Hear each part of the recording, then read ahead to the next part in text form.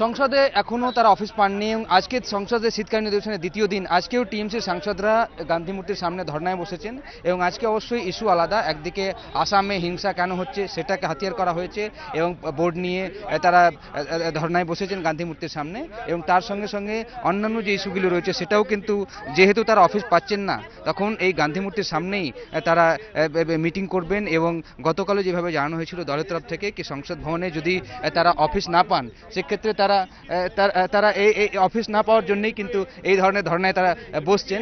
আমাদের সঙ্গে রয়েছেন সুদীপ বন্দ্যোপাধ্যায়, তার থেকে জেনে নেব। সুদীপদা, এখানে গতকাল আপনারা বসেছিলেন, আজকেও এখানে কেন?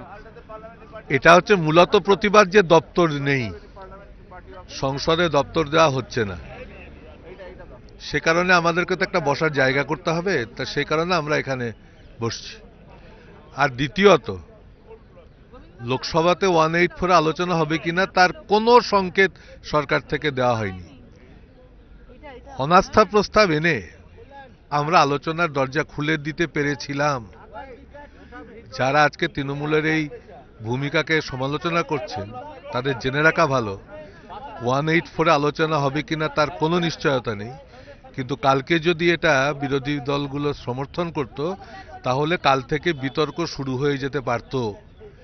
সুতরাং হাতে তুলে দেওয়া জিনিস তারা পায়ে ফেলে এটাকে টিপে মেরেছে। দেশের মানুষ এটা বুঝবে, গরিব মানুষ এটা বুঝবে, বাংলার মানুষ এটা বুঝবে। শতাব্দী, কালকে আপনি বলেছিলেন কি শান্তিনিকেতনের স্টাইলে মিটিং হচ্ছে, আজকেও তো দেখলাম আপনারা এখানে বসে আছেন। হ্যাঁ, এটাই কন্টিনিউ করতে হবে। রুম না দিলে তো এখানে আসলে উপায় নেই। যদি অপশন থাকতো রুম দিত, আমাদের এতগুলো এমপি 28 জনের মতন আর আরো লোকজনও তো আসবে, সেরকম একটা রুম দেওয়া দরকার ছিল, সেটা যখন দেয়নি তখন এছাড়া তো কোনো উপায় নেই। কতদিন চলবে এইভাবে? দ্বিতীয় দিন আজকে। যতদিন না রুম পাওয়া যায় ততদিন এখানেই চলবে, কারণ আমাদের প্রত্যেক দিন এসে, কারণ সবাই আলাদা আলাদা জায়গায় থাকে, কি হবে হাউসে, কি কথা আছে, কি বিষয় নিয়ে বিষয় আছে, তো সেটা বলার জন্য সবাইকে জানানোর জন্য তো এটাই একটা জায়গা। লোকসভার নেতা পাশে বসে আছেন, সাংসদ পাশে বসে আছেন, তো এইখানে আপনারা ডিসকাস করবেন, চিফ হুইপ ওইদিকে আছেন। এটাই তো করা হচ্ছে এখানে তো তাই করা হচ্ছে। এসে তো তাই বলছে যে কি হবে, কোন এজেন্ডা আজকে কি, সবটাই এটাই কথা হচ্ছে। চিফ হুইপ, আপনি কিছু বলবেন কেন এই সাংসদদেরকে এখানে? তাহলে আপনি গতকালও এখানে আপনাকে দেখা গেছিল, আজকেও আপনাকে এখানে আমরা দেখছি।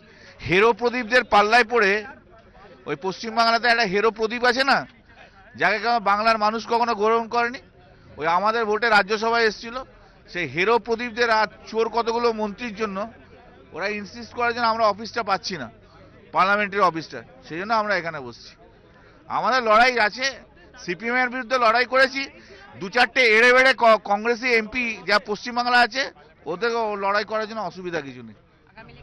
স্পষ্ট করছেন কল্যাণ বন্দ্যোপাধ্যায় এবং সুদীপ বন্দ্যোপাধ্যায় এবং শতাব্দী রায়কে, তারা এইভাবে ধর্ণা এখানে জারি রাখবে তাদের যতদিন না তারা অফিস পাচ্ছেন এবং বিভিন্ন ইস্যুগুলো দিনের পর দিন এখান থেকে তারা তুলবেন। ক্যামেরাম্যান মনোজ কুমার সঙ্গে বিজেন্দ্র সিং, এপি আনন্দ, নয়াদিল্লি।